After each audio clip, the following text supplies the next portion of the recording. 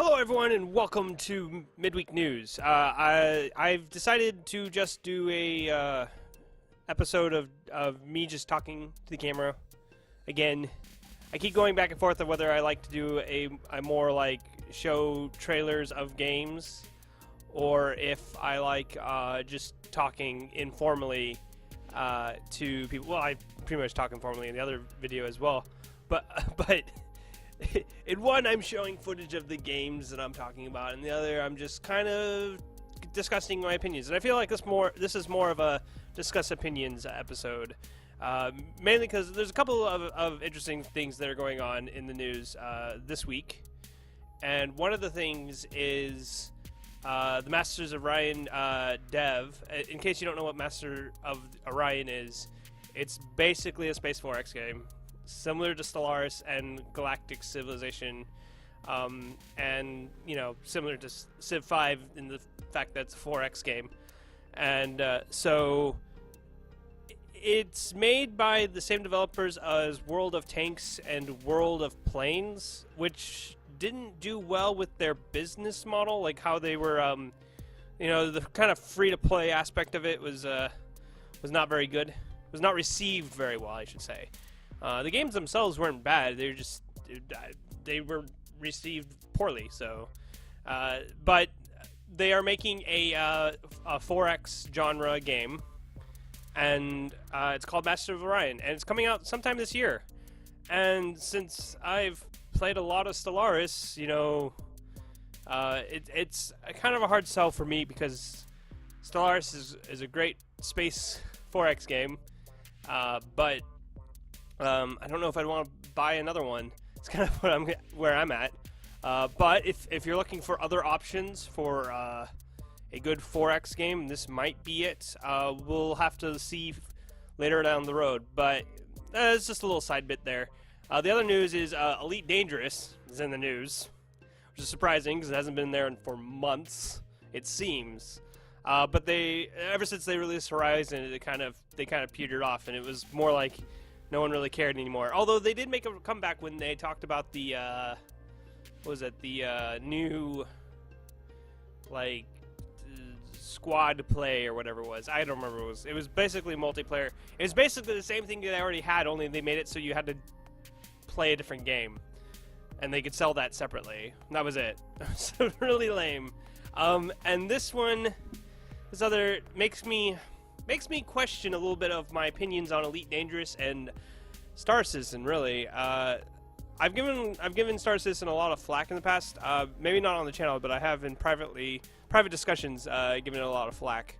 And one of the reasons is because it's an incomplete game, and it really feels incomplete.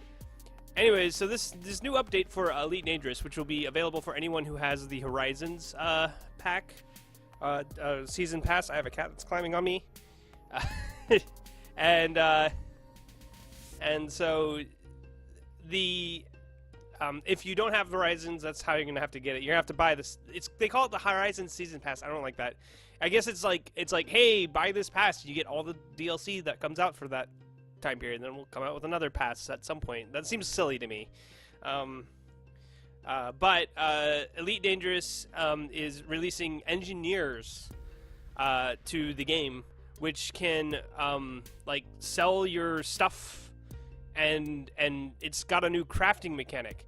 And when I heard it adds a crafting mechanic to the game that didn't exist prior to the launch, or since launch, and it always makes me wonder, if a game came out, and it's been like a year and a half, and it was just now getting around to crafting, I would question it. So the fact that I never questioned this about Elite Dangerous really shows. I don't know if it was a bias. It was more like just like I neglected to notice on Elite Dangerous the fact that it didn't have a crafting system. Which maybe it's because I don't really care about crafting too much. If the game can get away with it, it's fine. And still, as far as I know, Star Citizen also does not have a crafting system. They don't have, of course, they haven't been released yet. That's the argument, I guess, that Star Citizen fans make is the game hasn't been out yet. But I mean, if you're asking for as much money as you are for ships, I mean, at some point you gotta realize that they're making lots of money. They should be really making a better game. But and don't say that I haven't played, because I did play it and it made me queasy. As because the field of view on that game, that's a separate thing. I'm getting sidetracked. Let's focus on Elite Dangerous. So yeah, my position is, if you were to have a game, it came out in 2014, December 2014, and it was just now getting to crafting, you'd question it. That's kind of how I feel about it. And as much as people are going, yay, crafting, and yay, new stuff, and there's even new stuff coming out for like collectible loot, which I don't know what that is. If you just have the base game, you get that as well. And it just makes me go, but you've been out for a while now. Why? I mean, you're just now getting around to this stuff? It really shows. I think it's less of a man, this game sucks, and more of a shows like just how like not complete Elite Dangerous is. If they were going to release, like, the fact that they're releasing crafting now, it's like there's so much that they're planning on adding to the game that means that there's not much to do until you get those things, or you're left with. I think there's plenty to do as far as like exploration is concerned. I mean, you could just explore the entire galaxy. I mean, that would take you longer than your lifetime to do. So that in itself is worthwhile, and that's why I bought the game. So as far as for the reasons of buying the game, if you want to just go out and explore and have fun, like looking at the different stars and like just like existing, like flying in a spaceship and in the Milky Way galaxy, that's probably the best part, is the fact that it is the Milky Way galaxy, to our best knowledge. That it's a great game in that sense, but at the same time, you know, it just goes to show that the game is incomplete. But the next thing is the big story coming from Paradox, and that is that there was a Stellaris mod that was pulled from the Steam Workshop that made all humans look European.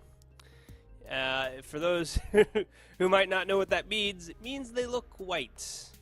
And so this is the big controversy going on right now. A lot of people said that the mod was racist. A lot of people were saying, you know, the mod was harmless. Why would you get rid of it? I think the best way to go about this is to note that this mod was on the Steam Workshop. The Steam Workshop mods show up on store pages, and so Paradox doesn't want that kind of publicity when they're trying to sell a game, so they took it off. Now, keep in mind, when the mod first was released, Paradox didn't question it. They went, okay, fine, do whatever. So it was basically it was a mod that you could play as a species, and then you chose a species, and then it only allowed kind of one phenotype. So there was that, and that's not that big of a deal. But the Paradox released a statement saying that the mod developer, or started putting in the description, pushing what they call a political agenda. I just kind of call a distasteful remark. It's nothing more or nothing less. Basically, they sold the mod as being no multiculturalism here. It's just a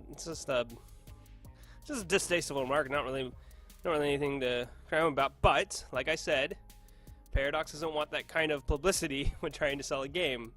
So as far as like removing it from the Steam Workshop, that seems minor to me. If they want to remove something from the Steam Workshop, I think they're allowed to. You can still get the mod from ModDB. So if you really want to play a mod where you be all Europeans all the time, You can still do it. So it's not like they're stopping the mod entirely. They just don't want it shown on their store page. That seems reasonable to me. Now I mean, you can make the argument that maybe they shouldn't have, but I mean, it's not your company, so there's that. You know, I would make the case that I just don't understand the point. Like, I could understand a lot of the arguments that are being made against Paradox with this removal of the mod is that you are playing a game that allows you to enslave other species and also commit mass genocide, but you can't play as just one phenotype. And I say to that, I just don't get why you just want to play one phenotype. That's my point. Like, I don't get it. I'm not saying that you can't. I don't get it. I'm lost. My ability to empathize with you is non-existent. So that would be my point. But at the same time, I just wanted to give my side on it because it seems kind of silly to worry about a mod in a game. But apparently it's causing quite the controversy on Reddit and in the news. So I figured it was a good story to do. So with that heavy-handed remark, let's just end the episode here. So if you enjoyed the episode, please remember to like, comment, and subscribe. And I'll see you all next time.